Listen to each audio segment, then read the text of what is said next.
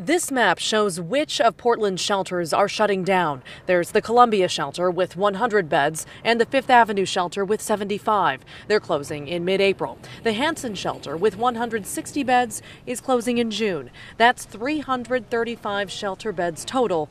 People just vying for a spot on the sidewalk were stunned. Portland better prepare because it's going to be chaotic. Officials, though, beg to differ. These shelters were always temporary, they say, and they're searching for replacement spots. This is part of the plan. We're transitioning out of our two spaces that help dozens of people through the winter get out of dangerous cold and wet conditions. In contrast, this space would be permanent. This Chinatown warehouse is one of two locations the city and county are eyeing as possible permanent low-barrier shelters. This old grocery store at Southeast 60th and Foster is the other. You'll notice peeking inside both, they're a long way from ready. The next wave of our shelters, we're trying to build high-quality, service-rich, good long-term spaces. That does take a lot of work to do. It also takes convincing, and neither neighborhood is on board. In Old Town Chinatown, reps feel like they already host their fair share of services. Housing up to 200 more homeless people here feels like too much. We need to look at how to share the burden.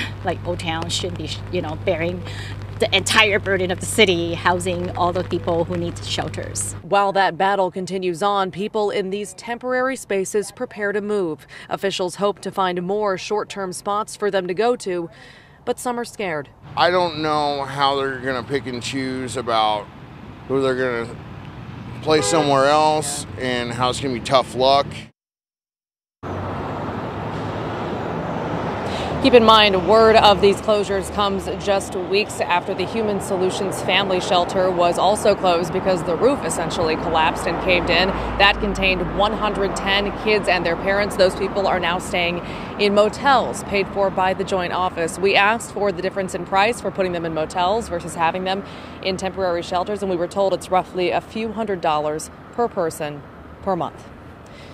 Back to you. Thank you, Maggie.